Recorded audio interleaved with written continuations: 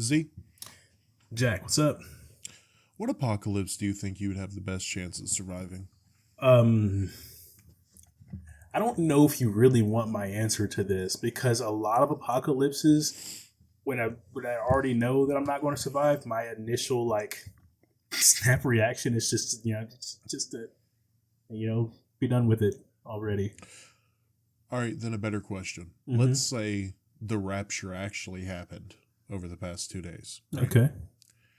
And instead of just Christians, it was literally everybody. So you woke up and there was not a single soul left on this planet outside of you. What's the first thing you're doing? Okay, so I think I have a sequence of events that I would, or at least a sequence of mindsets that I'd have here. Okay, and there's no bodies or anything. Literally everybody vanished. Just vanished. Gotcha. Or okay, so firstly, I'm going to be confused as fuck. Like as we all would be. Like I'm gonna, go about my day probably like normal, assuming that I've got like work or something that day. I'm gonna clock in for work, not notice anything for like probably like 5 minutes.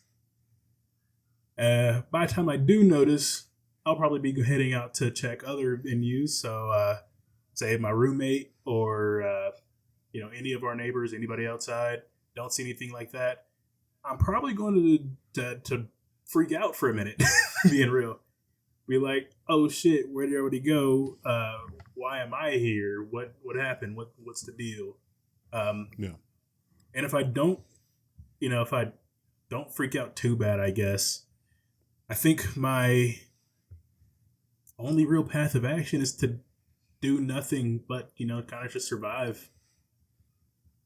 I mean, given if there's no anybody, I doubt, electricity or water or like internet or anything is going to work. So I imagine I'm just going to go into forage mode or some shit. I mean, they probably would keep going for a little bit. I mean, yeah, until some fault happens that nobody can fix because, nobody's here to fix it. Mm-hmm. So, I mean, as long as I've got it, I mean, I'm going to use it. But if it, everything starts breaking down, I guess I'm just going to go into full forage mode and grab food, shit from, empty stores or whatever, wherever really. If given, it's still good. How long do you think it would take you to realize it? So I work from home right now, so I don't really do much outside of that. So it would take me a hot minute to realize. Yeah, but you take calls, right? So yes, I do. Man, this is slow ass work day. See, I do, but part of my thing is like when I first started at my job, they had us in this one queue that was back to back calls, right? And then when they had us off of that queue, I think at one point it was probably 2.5 hours in between calls.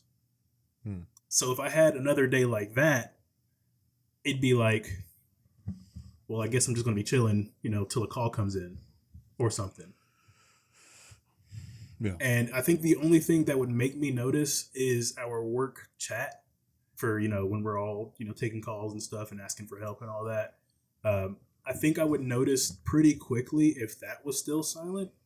Because there's the way that split up is one is like everybody in our not area because I'm already aware that some people are across the country or whatnot, but everybody in our group about 180 to 200 people, and then there's another chat for our team which I think at most had like 16 with all of the team leads and stuff in it.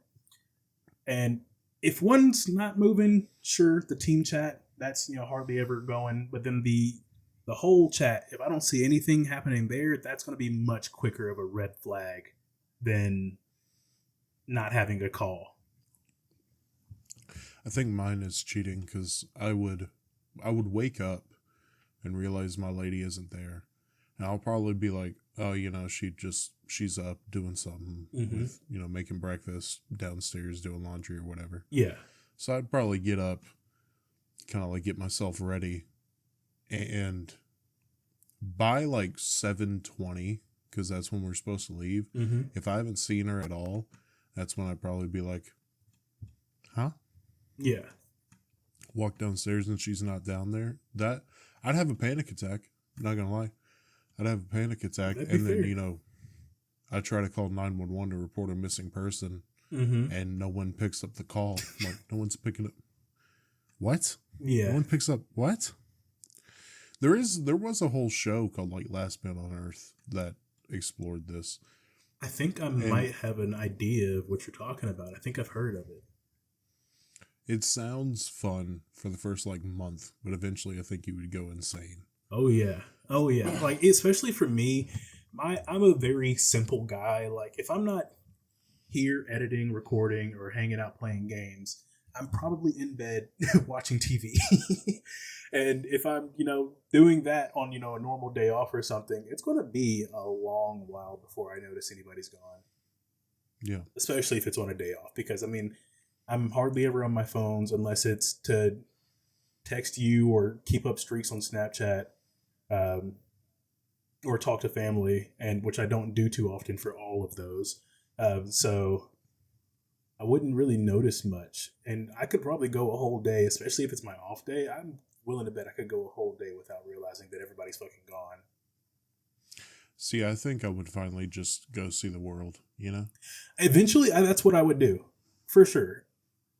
Like, yeah, and there's no reason for me to stay.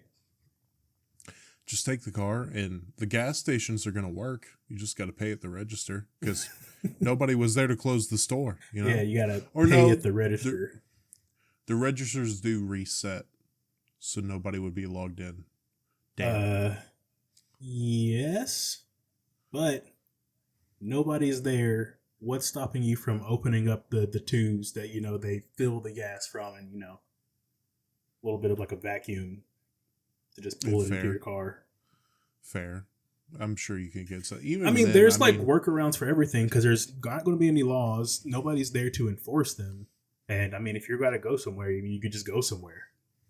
And even then, you can just pop into a store and go grab a bike. Yeah. Go grab an electronic scooter and just charge it until the electricity dies. Yeah. And even then, just get your fat ass up and start walking. You've got all the time in the fucking world, so. You have literally all the time. You have nowhere to be anymore. The hardest places I could think you would get to would be across the sea. I will say it would be haunting to walk around Nashville, because there would just be cars that are empty, that are just in the middle of the road. Yeah. Tons of them. And how quiet. Just walk down Broadway at 2 a.m. I definitely would do that. And you would definitely still get the, the here and there stores that don't do live music and would have a playlist going. That could still be playing on repeat or something, but it would be a lot. Which just quieter. makes it even more eerie. Oh yeah, just fucking hearing pop music echoing in the distance as you're walking down what should be one of the most busiest parts of town, and nobody's fucking there. Yeah, that would be eerie as shit. Yeah, and then I'd just have it in my head of you're walking past an apartment building, and that's when you hear a little scuffle, and you're like, something shouldn't be up there. Something shouldn't be up there. See, are in this version of the Rapture, are animals still here? Yeah. Okay. So my immediate thought would be animal. Of course. Nobody stops them from getting inside. They free reign. Right. I would, but my brain is too paranoid. I would I'd be freaked out. Think it's like a I Am Legend situation, All of a sudden, I'm going to the same spot and there's a mannequin there. I Am Legend. Frank! I Am Legend situation. I won't be there to enjoy the Rapture, unfortunately. I'm getting out of the city. I'm leaving. I'm taking my dog and I'm leaving. Apparently the movie went in, that movie is entirely different from the book. A 110% change from the book. I honestly wasn't aware of an I Am Legend book. Yeah, so the movie is he's surviving. He's the only person left in New York in a zombie apocalypse, right? Yeah. Yeah, in the book, he's the only surviving human when vampires have taken over the world. Mm-hmm. And he's called Legend by the vampires because he kills a lot of them. Mm-hmm. Yeah. What are you looking at? What's this face for? I Am Legend 2. Yeah, it's been rumored forever. Announced in 2022. There's a trailer as of 3 weeks ago or a month ago. I'm seeing. Yeah, it's Hollywood going back on old ideas. I mean, yeah, that's what they've been on a huge kick on. So I'm going back to the movie versus book. So the movie, we know what that one was. What was the book about? The book was about the guy. I can't remember his name. He gets the name Legend from vampires because vampires have taken over the world. And they keep trying to get to him, but they can't. He keeps killing them. And they even, the like girl in the story that he gets to or whatever, in the book, she's a vampire that the vampires have sent to try to seduce him. Okay. And not his girl that just got bitten? Well, I'm thinking wasn't there like a doctor that tried to get to him and he was able to get her out of the city like before. The ending of that movie is extremely vague in my mind. Yes. I've seen the movie once or twice, and the last time I saw it was a decade ago. I was going to say, I've seen that movie once or twice as well, and it's also probably been about the same amount of time here. But yeah, quick Google search, complete opposites, from zombies to intelligent vampires, from New York to Los Angeles, from humanist to villain.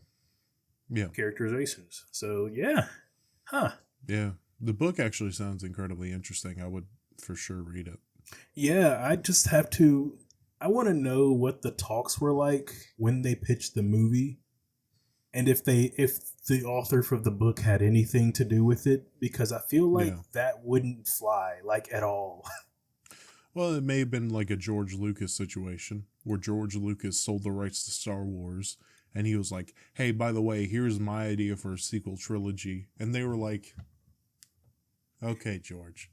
I mean... And George walks out, and they're like, get the fuck, throw that away. I mean, yeah, but they still at least kept the feel, the same feel, I would like to think. And I didn't really read if there were Star Wars books. I don't know if there were multiple or more than one. But... I would imagine they at least kept the theme of the Star Wars, like how we know Star Wars to be, between the George Lucas and the Warner Brother versions of their sequels. But I Am Legend is like, yeah, we're taking that book and we're just still taking the name, I guess. Which is weird because I doubt I don't even think the book was that popular, but it's kind of like, I don't know, maybe the writer, the author, sold them the rights to the book, and they were like, okay. Also, it was made during the time when like zombies were the thing. Mm-hmm. The Walking Dead, yeah. Shaun of the Living Dead. They remade Night of the Living Dead. Like, zombies were the thing around that time. So yeah. Also, they did the same thing with World War Z. Yeah, I literally just pulled up a Reddit thread trying to figure out how that played out, and the first comment I see is World War Z was the same way. Yeah, World War Z, the book actually sounds fascinating because it's in the style of a documentary. It's interviewing people who are recalling the events of World War Z. Yeah. And if they made that movie in that style, like a documentary kind of thing, that would have been fascinating. Yeah. I've never seen World War Z, but, I mean, fair enough. I can't think of this one movie I had watched about this dude that was like a thief, like a lockpicker. And they made a sequel to that. And the sequel turned into a zombie movie. And I was just like, what?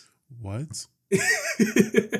I want to say it was something like Den of Thieves, but I'm fairly positive it was not that one.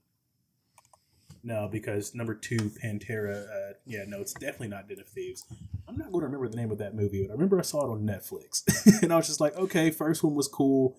And then the ending of the first one, I remember there was like inklings of zombie apocalypse happening. They were like in the news in the background. They were like, zombies or this unidentified virus is plaguing this other side of the world here. And then by the time the second movie comes out, it's full on blown apocalypse. and people are into shelters and shit. And I'm just like, that is such a switch up from the first movie. I was scrolling TikTok and I got asked. This dude was like, "What is the most creative horror movie kill you've ever seen?" And I know you're not gonna. Nothing's probably gonna come to mind for you. So I got reminded of that because you said Den of Thieves, and my mind immediately went to Middle Eastern movie. And, take that as you will. My white racist ass.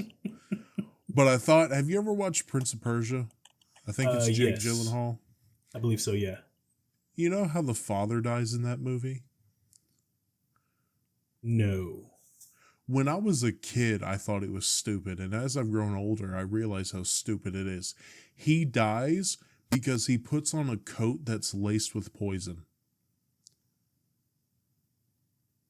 And I can picture it in my head. He puts on the coat and you hear a sizzling. And then he rips the coat off and falls over dead.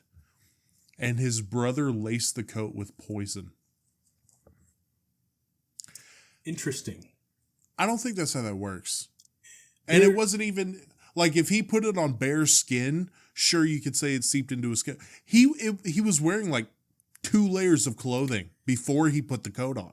I feel like it would be possible, just not that fast. Right. If it played out the exact way you said, you put the jacket on here, sizzling, throw it off and die, I feel like that'd be way too fast for something like that. If they were going for like a poison that would, seep through the skin, it would 100% take a lot longer. There's thousands of ways to poison someone. Mm-hmm. And you chose in a jacket to lace a coat. An overcoat with poison. Like. You could have easily done the in the cup. Cheers, brother, to you. Mm-hmm. And yeah, a coat. I think I actually remember one kill from. I think it was. Is it You Want to Play a Game, Dude? Jigsaw. I think they had collars on, and then there were lasers that shot up and were like directional. So, if one time ran out, they would die. I'm just like, huh. I watched a 2-hour video where he went through each jigsaw trap, and he was like, how realistic is it for someone to get out of these? Because that's the point. You're supposed to be able to get out of it. Mm-hmm.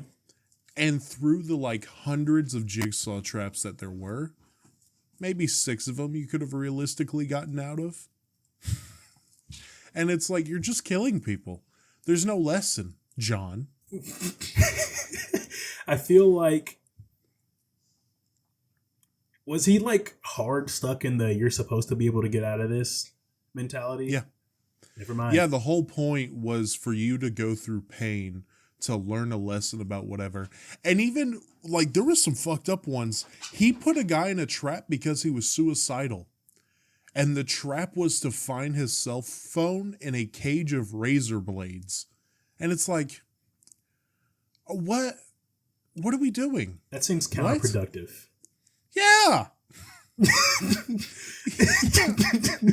Also, I just want to bring attention to, I found the name of the movies, plural. The first one is Army of Thieves, and the next one is Army of the Dead. Oh, you were close. That was close. That's interesting, I mean, we're getting Walking Dead prequels out the wazoo right now, so, I mean... Yeah, these movies came out in the same year. That's fast. But I would love for, like, the next Fast and the Furious movie, now it's the zombie apocalypse, and it seems realistic that something like that would happen, I honestly hope they would put a good conclusion to the Fast and Furious series, because it's gone on for a little too long now. And by a little, I mean, like, after movie 3, you could realistically sum it up. Come on. I mean, given you have to make money, but like 10? Yeah, those movies still make billions of dollars. Yeah. Each movie makes billions of dollars. And the movies progressively got worse as they went on. And yet they keep making billions of That's billion. What you call a loyal fan base. Yeah, so I mean, what can we actually say? I always complain because my favorite Fast and Furious movie is Too Fast, Too Furious. Mm-hmm. So, and that is just street racing and drug dealers. So You don't yeah, like Tokyo Drift? I might when I show my kids the Fast and Furious saga, I might have them just watch Too Fast, Too Furious, and then go to 10. And it's like, wait, they're in Fate space? of the Furious and space and shit. Wait, why is Lobo here? Why is Jason Momoa here? Mm-hmm. Why is Aquaman here? What is he doing? Yep. Yep. Or that's just pretty much it. Or just Too Fast, Too Furious, and Hobbs and Shaw. Not even a mainline one. Skip to Hobbs and Shaw. Yeah, where The Rock and Roman Reigns pull on tribal Samoan garb and fight an army with sticks or whatever they did. You know. Sure. Yeah. Honestly, a fight scene I'll probably watch. Fast 7, where it was either 7 or 8, where Dominic Toretto and Jason Statham's character fought on top of a parking garage, where Dom had 2 wrenches and Jason Statham's character had 2 like pipes, and it was like Kyoto or whatever that fighting with the 2 sticks, and they were just fighting each other. Yeah, it's like this was about racing. It just sounds like 2 dudes that are cross-trained in a couple different fighting styles. Well, that's where the corniest and dumbest line of that series came from. Mm-hmm. You know the thing about street fights, the street always wins. And the parking garage collapses. I bet they thought they went hard when they said that line too. Or when they wrote that line. I was hoping Jason Statham would just like get up and be like, "What does that mean, Dominic?" What does that mean? Elaborate, please. The street always wins. What does that mean? Yeah, I mean, honestly, I think that might have been 8. That sounds like it was an 8 thing. Yeah, I think it was the one after Paul died. Paul died in 7. Mm-hmm. But I mean, Fast and Furious has always been plagued with those lines. The first one had some good ones that weren't cringy, but the second one, family. I said, forget about it, cuh. Okay, I thought that was hilarious, though. No, the funniest line in that is Tyrese when he ejects the guy. He goes, "Ejectocito, cuz!" That was funny too. I really liked that movie. There was a lot of good things about that, and the one-liners, especially those 2, were really good ones for me. People shit on Fast 2, and it's my favorite. Legitimately, even though it was hard to watch for me when I was little because of the rat scene. I hated that. You know what I'm talking about? Yeah. Honestly, I never really paid attention to that scene. And that's real, by the way. That's a real torture method that they used to do. Nice. For anybody wondering, they used to take metal cans and put a rat in it, or put a rat on your stomach, put the metal can above it, and just heat it up. And the rat would freak out and try to gnaw its way through your stomach. Mm-hmm. Yep. Gruesome shit. Speaking of gruesome, I learned a pretty funny story. Would you like to hear? Sure. So I've been in this rabbit hole of Scott Payne. Have you ever heard that name? No. He was an FBI agent that did a lot of undercover stuff. Mm-hmm. And I was listening to a lot of his stories, and he was telling the story about how this woman hired him to kill someone. Okay? Mm-hmm. And as they were driving back to her place, she talked about how one night her husband was out a little bit later than he was supposed to be out. She had a problem with it. When he came home, she asked him where he was. What were you doing? And she didn't like his answer because he didn't really give an answer, right? Okay. But she was like, whatever, just, come back home on time, properly. And he was like, oh, yeah. Well, the next night it happened again. Out just a little bit too late. Came back home, didn't give a proper answer. So she was like, okay. Dude fell asleep. And She slowly pulled the covers off his body, took a 2x4, slid it under his thighs, right? Mm-hmm. Took an industrial grade nail gun and nailed his sack to the board.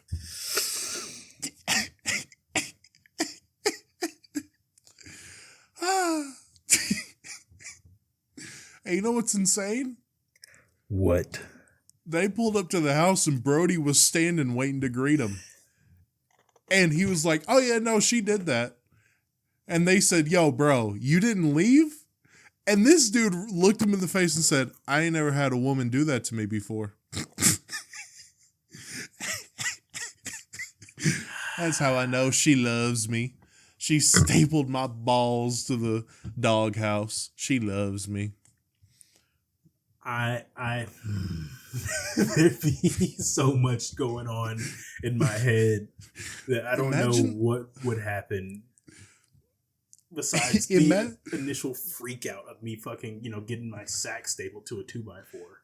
Yeah, dude, imagine the mindfuck that is to wake up and you're in pain, but you're waking up so your body can't really pinpoint it.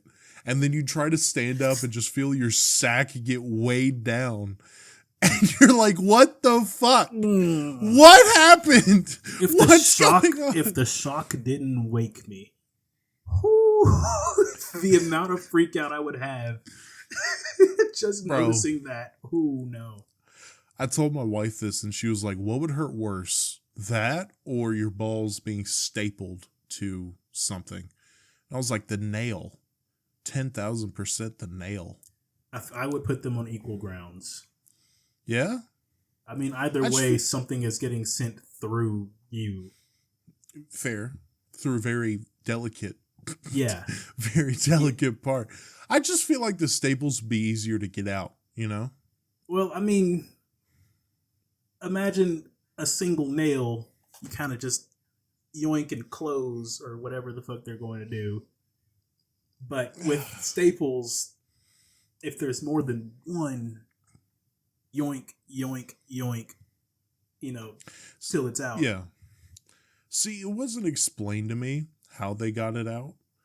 I doubt they went to the hospital because you can't pull up to the hospital and say, yo, my wife nailed my balls. Nailed my balls to a 2x4. No, I don't want to press any charges. I just want the nails gone. Please get this off of me.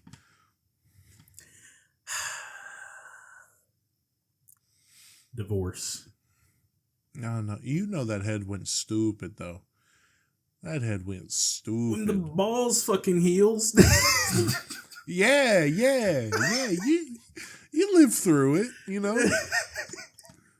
Listen, that is a very sensitive part of my body that I'm going to need to be left alone as much as it can be. Bro, you're telling me that once the pain subsides, you're like, that's the cost. I'll make that sacrifice. Tell me right now, if your wife put a nail through your balls into a 2x4, you're going to say some shit like that. Now, I don't even know why I would ask you. I don't even know why I would ask you. Because I know the answer, and I hate that I know the answer. You know what's crazy? She watches this, and I know I'm going to get a text at this exact moment that she reaches in this. I mean, you know what I'm saying? You know what? I'd be like, more power to you. More power to you. I would not. It's not happening. I'd be like, you know what? Maybe she wanted to experiment, She knows I like a little pain, Mm-hmm. A little, yeah. So she wanted to go overboard, You know what? Maybe, again, she found an empty bag of peanut M&Ms that she thought she hid from me, which is fair. Valid crash out, I would say. Yeah, best M&Ms. Valid crash out. Mm-hmm. I keep getting into her snacks. So she's like, you want to get the snacks, fat boy? I'll show you where the nuts go, Yeah. Yeah. You're just, yes, mommy. I didn't say that now. But you thought it. But you thought it. I did not think that. Let's not shove thoughts into my head. Because that's the line. That's the line he's not crossing, calling her mommy, but yet he's willing to... That's disgusting. But yet he's willing to get a nail through his sack. Hey, that's just some good Christian fun. Yeah, okay. Yeah. Bro, she called my balls Jesus the way she nailed him to, Okay. Anyway, all right. let's not. We cannot do that. Let's not. That no. Okay, that may be crossing a line, right? Yeah. Yeah. I would say so. You think is that blasphemous? Am I going to hell? It's blasphemous. I mean, that's up between you and God, I guess. However that goes. God's Italian. But let's get okay. Let's get to this list I sent you. Yeah, let's look at that. Ooh. Okay, so I recently found this out. Of course, we're in the month of September. Well, is it going to be still September when this comes out? Let me pull up a calendar, I guess. Yeah, it will be. It will be. It will be. So it's still September. Y'all know September 11th. Everybody knows September 11th. Mm-hmm. And I learned about this list, I think a year or two ago. I didn't know that the day after they went on a rampage banning a lot of media from radio stations, TV stations, whatever, on September 12th. And there's a list of the songs that they decided to ban, and some of them are ridiculous. Yeah. The first one that catches my eye is the entire AC/DC. First of all, Safe in New York City. Ugh. That's a tough one. That's a tough one. Yeah. Shot Down in Flames. Tough one. Highway to Hell. Highway to Hell and Hell's Bells is just funny. Like, we can't have them thinking of the afterlife, or we can't have a survivor's family member thinking they're going to hell because they're like, oh, just turn on the radio. Hell's Bells! Sorry, I've been skipping through the list here, but I'm going to go back up top here. Dirty Deeds Done Dirt Cheap. Really? Dirty Deeds Done Dirt Cheap. Dirty Deeds. TNT is crazy. I think they're just promoting that conspiracy theory, Mm-hmm. Duck and Run, Down. These are not from AC/DC. The Boy from New York City by the Ad-Libs. Never heard it. Never heard Sensational title to be on this list. Mm-hmm. When You're Falling Down. It's crazy. Which one did you see? Let me find it again. Where'd it fucking go? Rescue Me. Sure Shot. Falling for the first time. Dude, the Alice in Chains. Rooster. How did Rooster get banned? Rooster? Have you ever heard Rooster? Not from the name of the song. I wouldn't recognize. Rooster by Alice in Chains is about his dad. His dad's call sign was Rooster in the Vietnam War, and it's about the Vietnam War. Why is it on this list? Probably because it's about war. Assuming. Yeah, apparently the criteria was violence, death, any of that, right? Okay. But whatever, them bones, big old pile of them bones. The War Pig. Ow! Wait, they even got Beatles songs on here? Oh, they got John Lennon's Imagine, which Imagine is, hey, can we live in peace? That's what the song Imagine is. Yeah. Which is that, honestly, that promotes a conspiracy theory. I'm sorry. Banning John Lennon's Imagine, that's insane. Yeah. I mean, I'm seeing Obla Di Obla Da. Phil Collins, In the Air Tonight. I can feel it calling in the air tonight. Foo Fighters, Learn to Fly. The Gap Band, You Dropped a Bomb on Me. Drowning Pool Bodies. Filter, Hey Man, Nice Shot. Bob Dylan, Knocking on Heaven's Door. Jesus. Brain Stew by Green Day. How?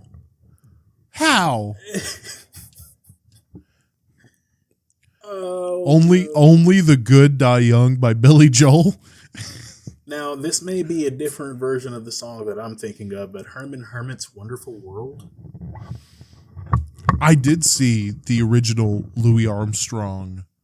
Is it called Wonderful World?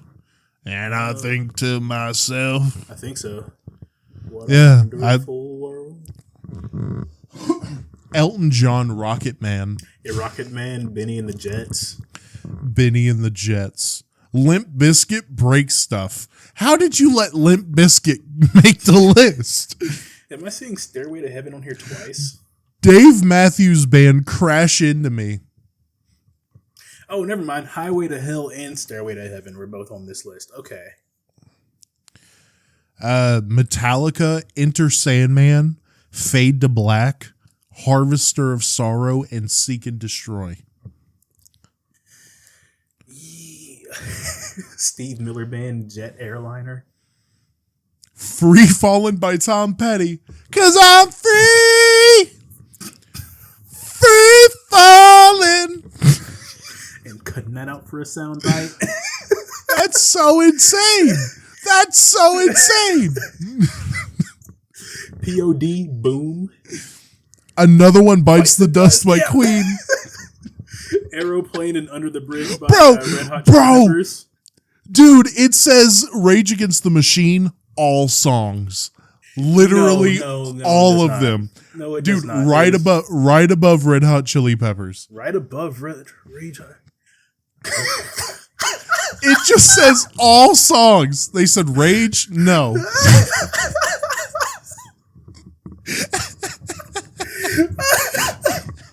I think I might need to start listening to Rage Against the Machine. Frank Sinatra, New York, New York. Slipknot, Wait and Bleed. Click Click Boom by Salvia? Salvia? Is that how you say it? Saliva. Steam. Na na na na. Hey, hey, hey. Goodbye.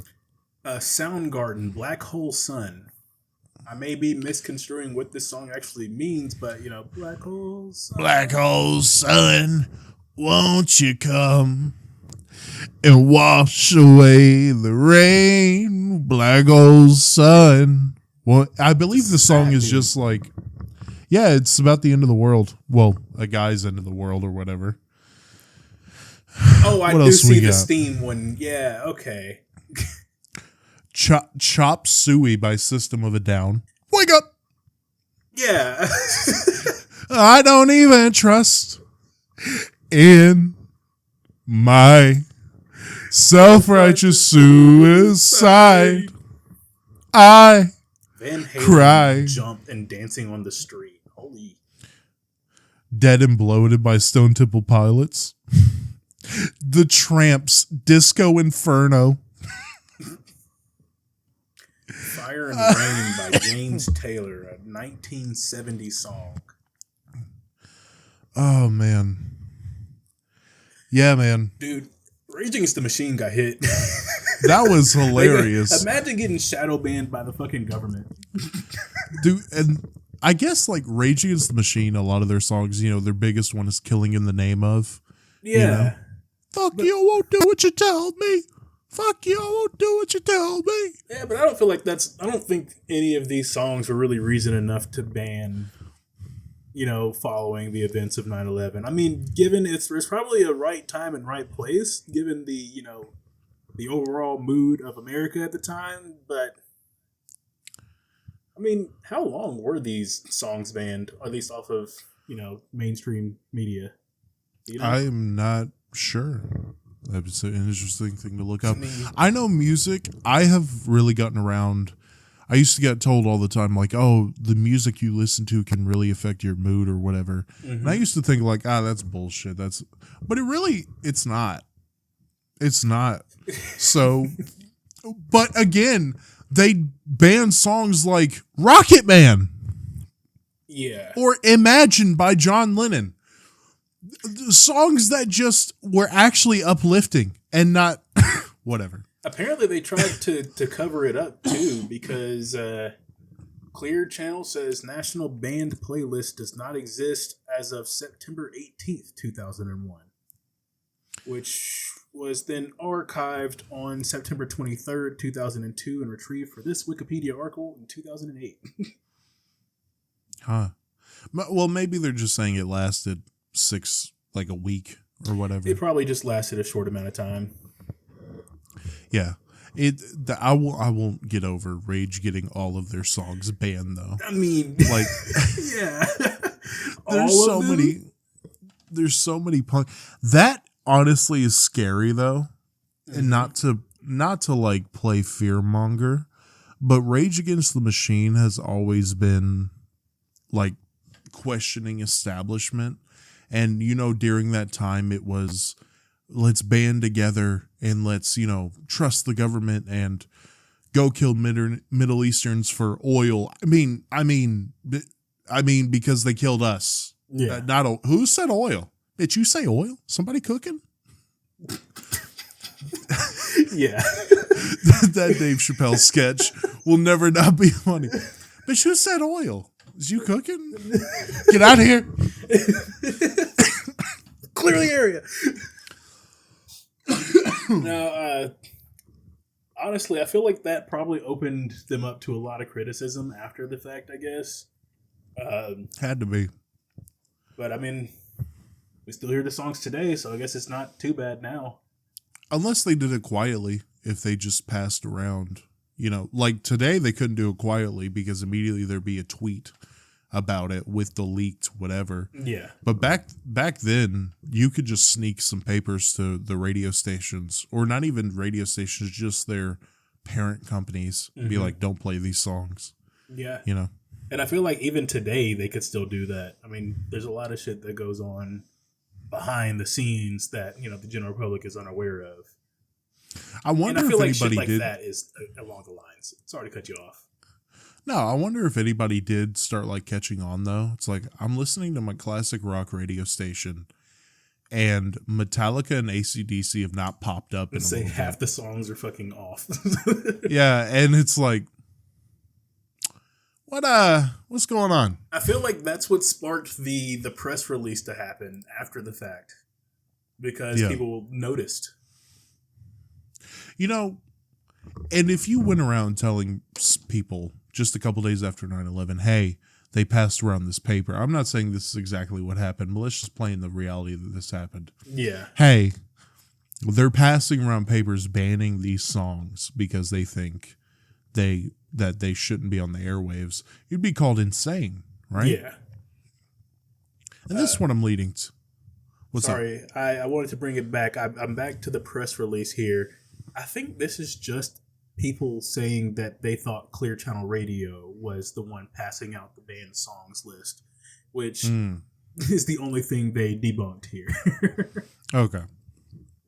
Well, I listened to the David Pakman show, and I recommend the David Pakman show. He's a very smart guy. And that's basically one of the ways I keep up with the news politically specifically. But he was talking about this whole Charlie Kirk thing and how messy it is.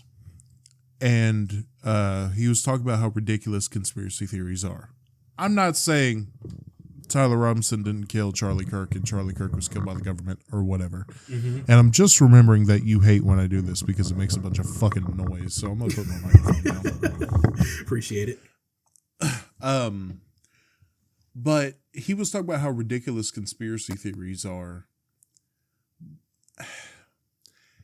If you don't believe in any conspiracy theories, I don't know if I trust you, I find that to be a red flag. If you don't question anything at least once, something's wrong. Yeah. which is insane because did you keep up with the 11 people on the Venezuelan boat? No. Okay, so to quickly run you up, Mm-hmm. the U.S. just destroyed this little boat that had 11 people on it that was apparently heading to America. This was somewhere in the South Atlantic, I think. Mm-hmm. Not allowed to do that. You just aren't allowed to, glass a boat full of people just because you say so, right? Yeah. But they said, no, don't worry. It was a drug boat. I mean, we knew where they were going, but we weren't about to arrest them, do it the proper way of arresting them when they land. It was a drug boat, so we have the right to erase them off the water. You know what I mean? Mm-hmm. And then people were like, wait, if it was a drug boat, there wouldn't have been 11 people. Because 11 people in this little ass boat, where are you going to put the drugs? Usually in a drug boat, it's like 2 or 3 people. And the government was like, yeah. Yeah, and they were like, no, it was a drug boat. Trust us, right? Mm-hmm. I don't know a single soul that believes this, that isn't on their knees for this administration, Mm-hmm. But if you believe that that's not actually a drug boat, you believe in a conspiracy. Because the conspiracy goes against the official narrative. The official narrative is that was a drug boat and we had the right to blow it out of the water. First of all, no, you don't. Second of all, the only reasonable way I could think of them justifying it is if people were like shooting at them or something. Yeah. And giving it's 11 people on a little boat. I don't know what this boat was or what it looked like. Was it like a regular boat? You just put a little engine on the back and you fucking zoom in, or is it just like a bigger boat? It looks like a little dinghy. I'll try to get a picture to you. Okay. So, I mean, if they were firing at, the people trying to stop them or whatnot, use of force, justified, whatever. But I feel like there's a lot more means they could have tried rather than... Can you see that? Yeah. Just to speak I don't feel like that would have been anything. Yeah. So, I mean, there's so many different avenues they could have taken to stop, identify, and or arrest people if they needed to. But blowing it out the water seems like a big skip ahead. Oh, no. It violates international law because it wasn't technically on U.S. soil. It was in international waters. Yeah. But this administration is going to do what they want. And not to get all political, this administration is going to do what they want. And if the court says, no, you can't, they're just going to be like, hey, buddy, how about that? Huh? I mean, the same could be said for any administration. So, yeah. I don't know. I mean, if anybody ignores the courts as much as this one has, then, yeah, they could do anything. Yeah, but, I mean, under regular circumstances, I feel like they'd be thrown out of the White House, but because Republicans control everything, because Republicans control everything, and that's their guy, they're not going to do that. So Trump can do whatever he wants with the courts going, wait, no, you can't, you can't though. And Trump just goes, I'm going to do whatever I want. I do what I want. And they're like, wait, no, you can't. And he's like, look at this bucko. Look at this buckaroo. I mean, yeah, you're right. All honesty, I mean, I still feel that if any administration was as wild as this one, they have the ability to do exactly what this one's doing. Maybe. Given a lot of them haven't been, and are a lot more reasonable, but there's always the chance that it could happen. Also, if you don't see, did you watch any of the Charlie Kirk memorial? Nope. I never really watched Charlie Kirk content before his death. Well, I got force-fed it on TikTok, and Stephen Miller was pulling straight from 1930s Germany for his speech.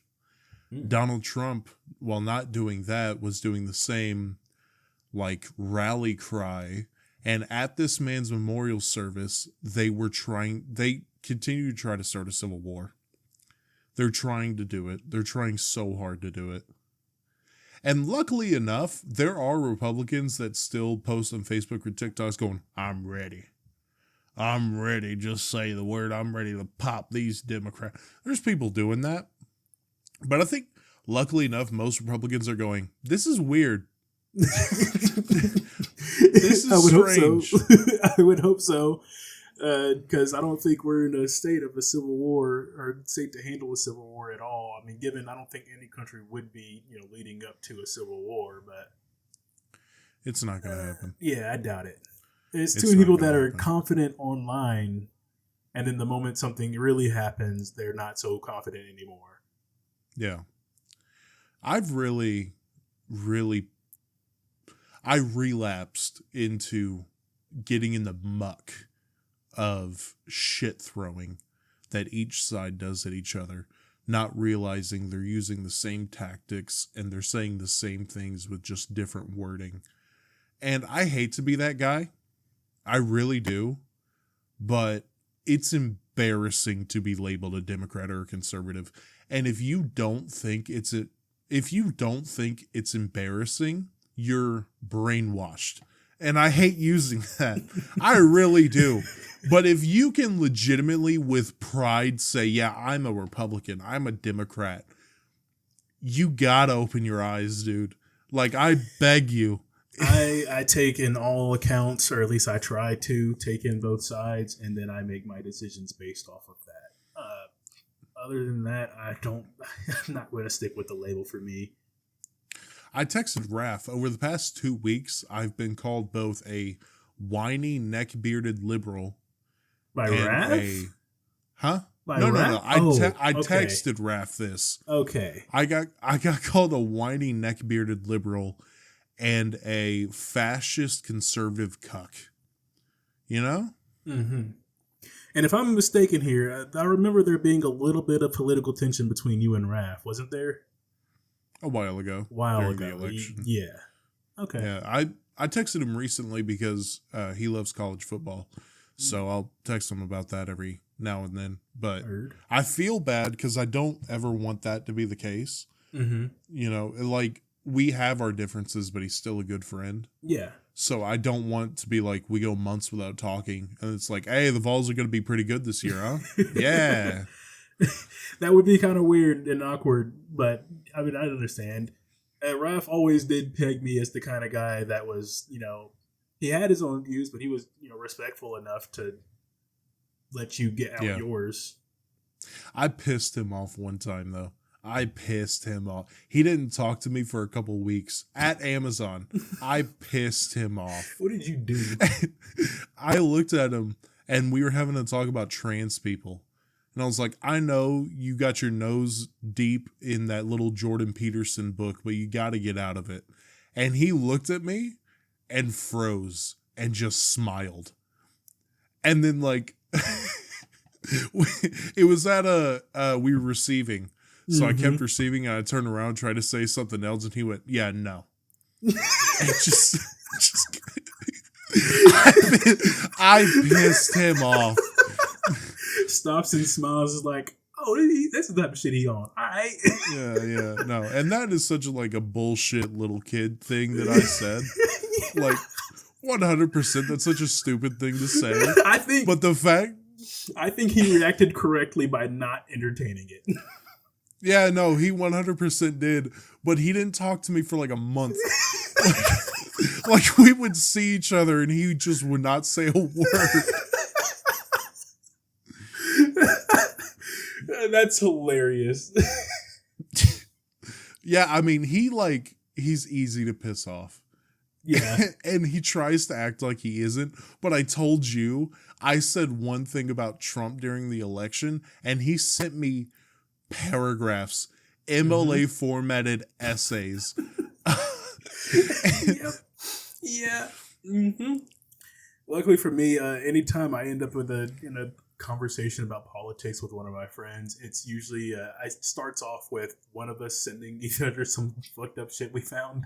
And it's like, dude, look at this, and then we start talking, and then it ends up to a phone call or something. See, I just try not to engage anymore, especially if it's with like a family member of the other side. I'm like, do I want to risk like a week of not talking to each other or like a heated thing?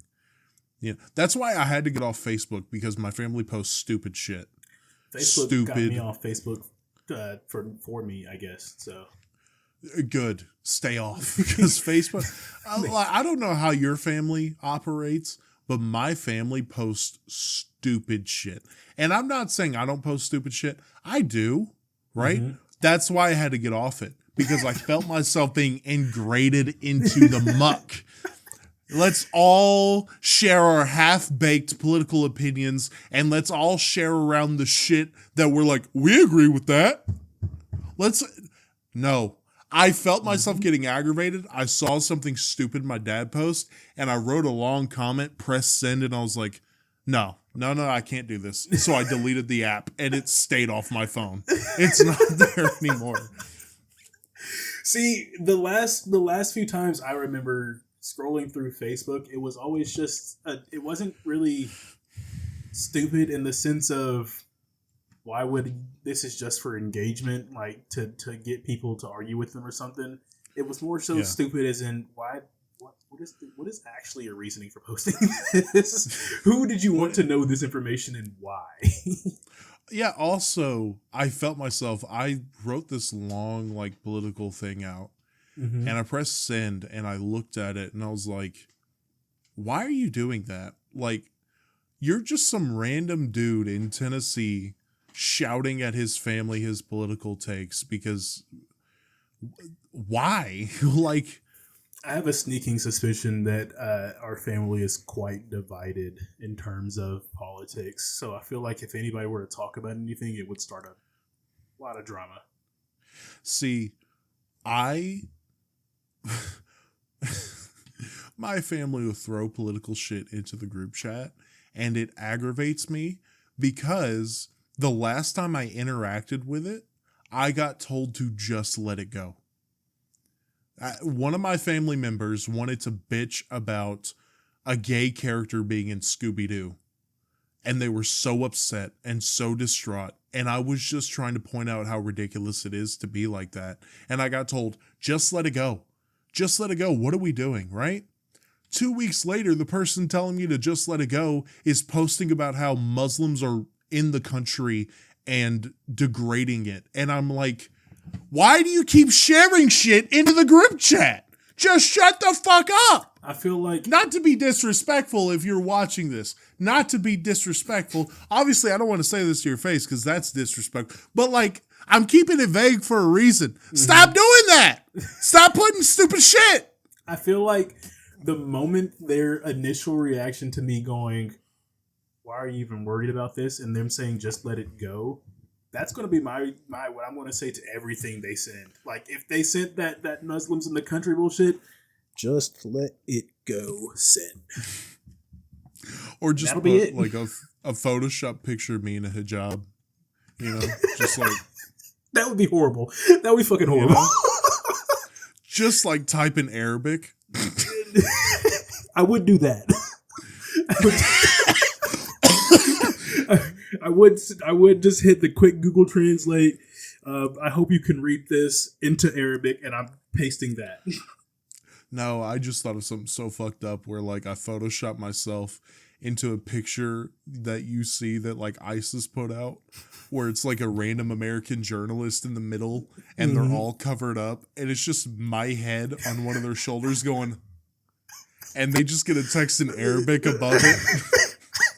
That's so bad. That's so bad, dude. Yo, hey, shout out from Dubai. Oh, hell. Shout out from Iran. And on that note, that has been the episode of Red Light Homies. We hope to... It's fucked up that we started talking about 9/11 and it ended with us talking about... That's why I cut us off, because I don't want to continue that conversation. But if you like this episode, make sure you share it around. Share it to whatever platform you want to share it on. Or Word of mouth. If someone comes up to you and they're like, yo, I want to hear guys just talking bullshit for an hour. Z, what do they say? Well, you can head over to the boys Jackie and Z at Red Light Homies, where they do talk bullshit. They do. They talk bullshit. It's a bunch of nothing. Bunch of sound and fury, right? Yes, sir. But also tell them that once you get done watching it, you rate the show. Rate it 5 stars on whatever platform that they decide to listen or watch it on. Z, what's an example of a rating these people can do? I'll give these guys 5 stars for when they started talking about anything that didn't have to do with 9/11 and Arabs. I love the fact that they are 2 weeks late to show their support for the 9/11 tragedy. Yep. But also, today, as our day of recording here, is my birthday. I'm 25 this year. I didn't know that. Happy birthday. Yes, Look at me. Shit friend. That's what they say. Yeah. Bad friend. Can't believe Dickhead. it. The dude I've been on a podcast with for more than a year now. Can't believe it. And have known for 3? Going on 4 to 5, I believe. That's crazy. That's unfortunate. Yeah. Man, first, Jackie's a terrorist. Jackie's a racist. Jackie's a bad friend. Jackie will let his wife staple his nuts to a 2x4. I mean, the bad friend one was the highest of the highs there. That's the top. Yeah. Racist at the bottom, if we're being honest. Yeah. Because we kind of expected it. Yeah. I mean, me, you, it happens.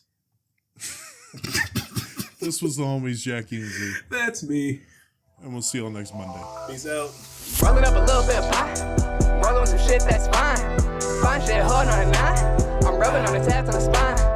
Rolling through in the 8. Wake up, be on the grind. Serving at 6:15. Serving in the 615.